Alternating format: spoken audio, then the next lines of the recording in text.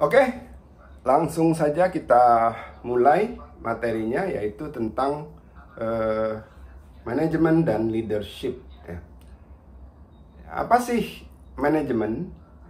Manajemen itu, kalau dari sisi skill kita bisa bilang manajemen itu kemampuan mengelola pekerjaan-pekerjaan. Jadi paling utama, objek paling utama dalam manajemen itu adalah pekerjaan. Nanti ada orang juga sih, tapi paling utamanya adalah pekerjaan.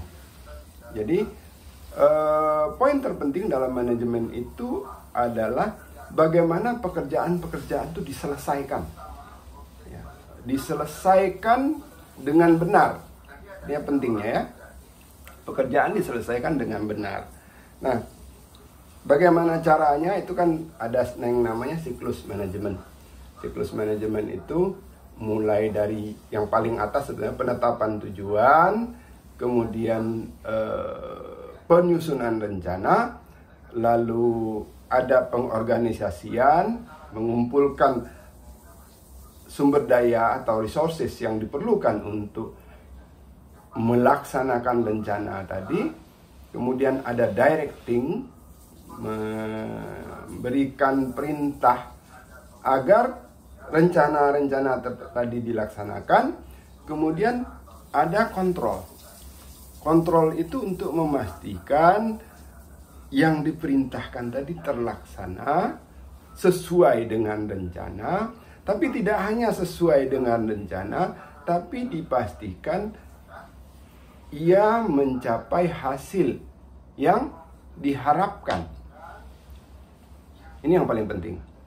Nah, kemudian di tengah-tengahnya itu ada koordinasi. Koordinasi itu artinya sinkronisasi. Jadi sinkron, setiap bagian dalam organisasi itu bekerja secara sinkron. Ya, sinkron itu artinya terarah ke satu arah sesuai dengan tujuan, tidak bertabrakan, tidak bergesekan. Itu namanya sinkron, gitu ya. Nah, itu manajemen. Ya. Manajemen itu artinya kemampuan orang untuk melakukan hal-hal ini tadi sampai tujuannya tercapai. Gitu ya. Nah, leadership itu apa? Leadership itu objeknya orang. Jadi leadership itu nggak ngurusin pekerjaan, dia lebih ngurusin orang. To lead is to influence people. Jadi leader itu atau pemimpin itu harus mempengaruhi orang. Untuk apa? Untuk menuju ke satu arah. Menuju ke satu arah. Nah, perhatikan, bayangkan gini ya, bayangkan kita misalnya dari Jakarta mau ke Semarang. Seorang leader menetapkan tujuan kita mau ke Semarang. Visinya jauh sampai Semarang. Tapi dalam perjalanan menuju Semarang itu ya ada pekerjaan-pekerjaan yang harus dilakukan. Ya, nyetirnya terutama, kemudian tengah jalan mungkin harus mampir ke tempat istirahat untuk orang-orang bisa beristirahat, bisa buang air kecil, kemudian ada persediaan makanan selama perjalanan, makanan kecil ya. Kalau perlu ada hiburannya, videonya segala macam. Nah, mengarahkan ke Semarang ya, rencana visi besar ke Semarang atau habis itu ke Surabaya, itu seorang leader. Tapi memastikan tadi tersedianya makanan kecil, ya, memastikan perjalanan itu selamat, tidak nganggur nyetirnya dan sebagainya, itu tugas manajer, tugas-tugas manajemen, gitu ya. Nah, ini yang harus dipahami perbedaannya. Nah, pada titik yang middle management, ya, middle management, yang paling besar porsinya sebenarnya adalah porsi manajemen. Porsi leadershipnya tidak banyak, tapi harus ada. Ya, harus ada. Porsi leadershipnya dalam konteks tadi ya, dalam konteks arah tadi. Karena apa? Middle management itu lebih banyak melaksanakan, ya, mengelola sumber daya yang dia miliki dalam rangka melaksanakan porsi. Jadi kan tadi ada tujuan besar organisasi, itu dibelah-belah jadi kecil-kecil, dibagikan ke departemen-departemen yang kecil. Nah, dia hanya mengelola porsi kecil itu. Arah besar organisasi bukan menjadi tanggung jawab dia. Nah, kebutuhan leadership bagi seorang middle management atau di bawahnya adalah mengarahkan orang-orang untuk bersama-sama melaksanakan yang tadi, commanding tadi. Ya, ketika dia memberikan komen, ketika dia melakukan kontrol juga koordinasi. Nah, di situ diperlukan orang-orang yang bergerak secara terarah. Jadi kepemimpinan dia lebih ke situ. Tapi pada kepemimpin yang lebih tinggi, pada level yang lebih tinggi, ya, kepemimpinan itu lebih kepada arahan soal visi-visi besar tadi. Ya, visi-visi besar. Ya. Kalau kita di perusahaan misalnya, ya bagaimana pertumbuhan perusahaan 10 tahun ke depan itu harus ada di kepala seorang top leader di perusahaan itu, ya. Seorang top leader di perusahaan itu. Nah, demikian juga kalau misalnya di daerah kita kasih contoh, bagaimana sistem transportasi di kota saya atau di provinsi saya 10-20 tahun lagi, itu seharusnya ada di kepala para leader. Dan sayangnya nggak ada gitu ya. Transportasi kita amburadul semua. Itu contohnya. Nah, leader menetapkan itu, tapi sekali lagi pada saat yang sama, bukan berarti leader itu cuma mikir doang, ngomong doang. Dia harus menyiapkan infrastruktur agar visi itu tadi terlaksana. Jadi jangan dikira leader tuh misalnya cuma bisa ngomong doang, punya visi-visi besar doang, tapi nggak punya kemampuan melaksanakan. Itu salah. Tapi apakah leader itu harus menjadi pelaksana? Itu tidak. Jadi leader itu, kalau dalam konteks yang besar tadi ya, leader itu harus punya kemampuan menggerakkan orang-orang yang punya kemampuan manajemen untuk mengeksekusi visinya. Ya, jadi jangan sampai keliru bahwa seorang leader itu yang penting bisa punya visi, punya ngomong besar. Enggak. Kalau tidak terlaksana ya itu omong kosong. Visi yang tidak bisa dieksekusi dengan sistem manajemen yang rapi, ya itu omong kosong. Ya, kayak siapalah pemerintah daerah, pemerintah pusat misalnya ngomong soal visi kita begini tanpa planning yang jelas tadi, tanpa urutan pekerjaan yang jelas, pengorganisasian sumber daya yang benar dan sebagainya, visi itu hanya akan jadi omong kosong. Jadi seorang leader tetap harus punya kemampuan mengeksekusi, tapi dia tidak mengeksekusi pada level harian. Dia lebih kepada urusan tadi, bagaimana mengumpulkan orang-orang yang punya kemampuan manajemen, ya, punya kemampuan manajerial untuk mengeksekusi.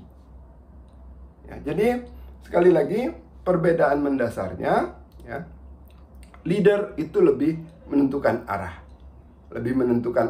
Nah, manajer itu mengelola, memastikan setiap langkah dalam arah itu terlaksana dengan benar. Dan ini berat ya. Masing-masing tuh porsinya berat. Nah, menjadi seorang leader dan menjadi pada saat yang sama seseorang harus jadi manajer, gitu ya.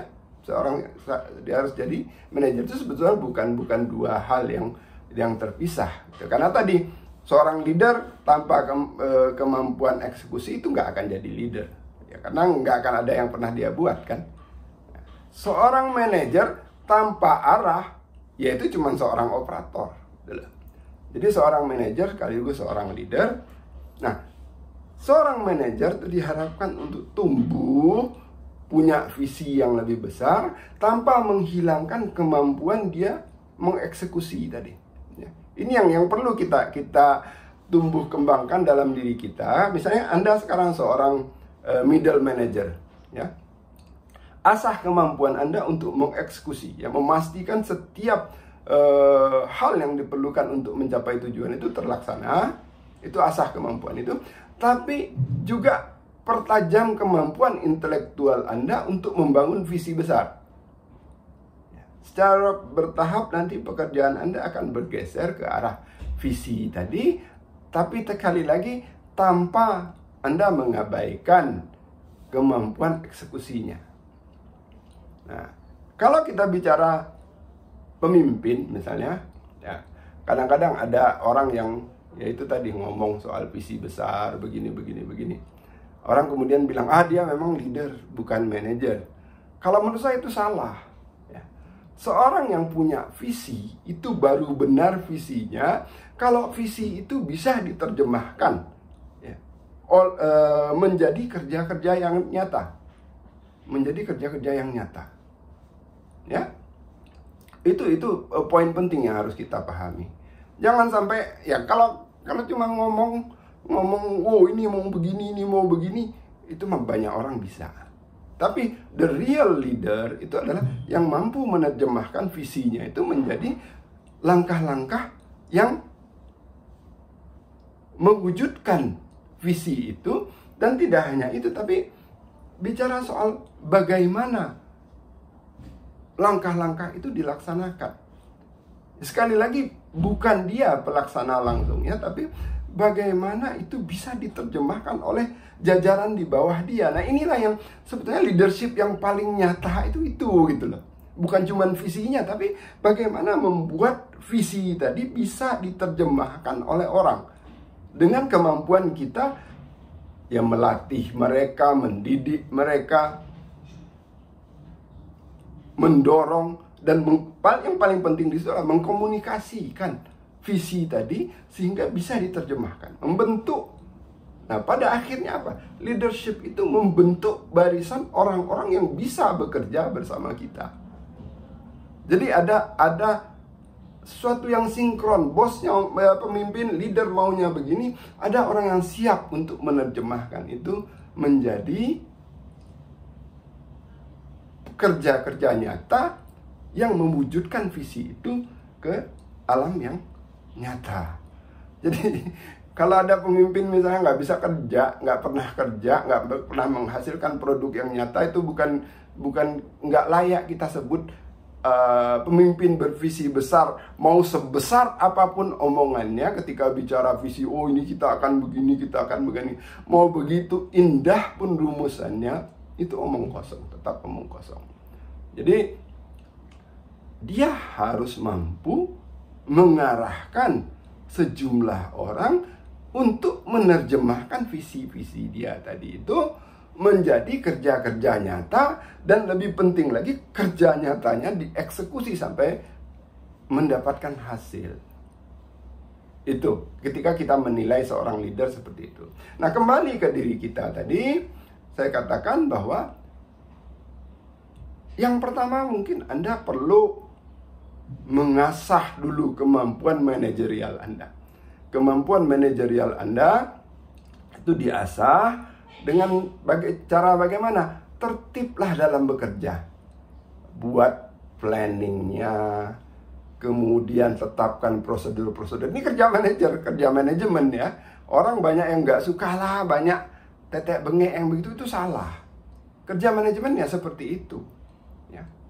Pahami prinsip-prinsip manajemen, jalankan, dan yang paling penting adalah nanti selama menjalankan proses manajemen itu sebenarnya Anda sedang membangun atau menumpuk kemampuan leadership Anda secara bertahap atau secara perlahan.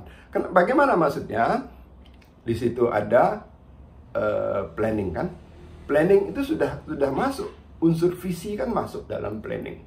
Ya, dalam menyusun rencana sekarang kita tetap berpikir tentang visi. Walaupun untuk sebagai seorang middle management, visi itu mungkin bukan visi kita, tapi visi pimpinan kita. Tapi dari situ kita belajar tentang bagaimana visi itu disusun dan bagaimana visi itu diterjemahkan menjadi rencana. Koneksi ini yang penting ya untuk membangun leadership. Nah, kemudian bagaimana mengorganisasi ya. Bagaimana visi itu diterjemahkan ke rencana sambil mengevaluasi ini rencana masuk akal nggak dengan sumber daya yang kita miliki misalnya ya. Kemudian commanding tadi, directing, membuat orang melaksanakan rencana tadi. Kita memberi perintah kan, mengkomunikasikan perintah itu, membuat orang melaksanakan. Nah, di sini ada kemampuan kita untuk memberi perintah, membuat orang itu bekerja, memotivasi dan sebagainya.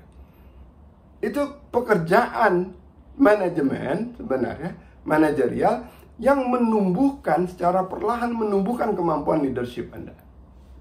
Ya, demikian juga dalam soal kontrol ya. Soal kontrol ini perintah saya dilaksanakan atau tidak.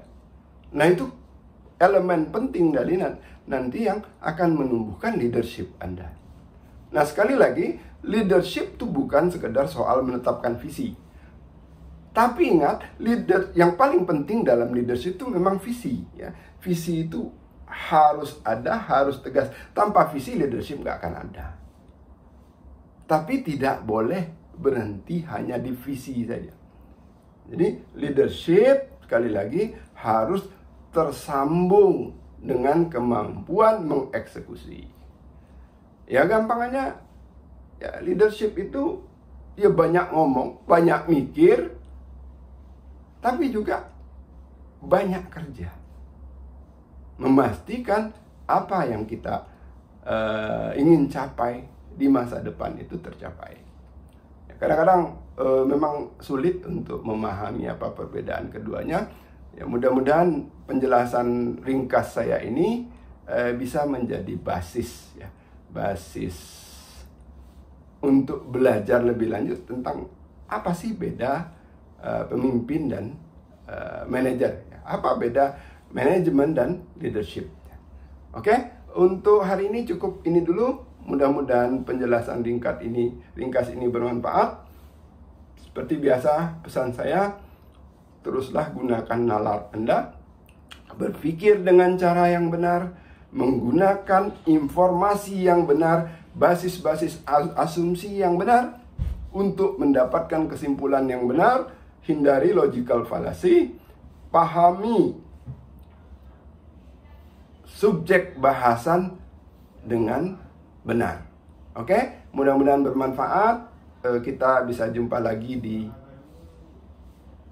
topik yang berbeda dalam sesi yang berbeda. Sekali lagi, jangan lupa subscribe ke YouTube channel saya ya, di alamat yang sudah saya berikan. Semoga semua tetap sehat dan selamat berlibur. Ya, jauhi kerumunan, jangan sampai COVID-19 merebak lagi.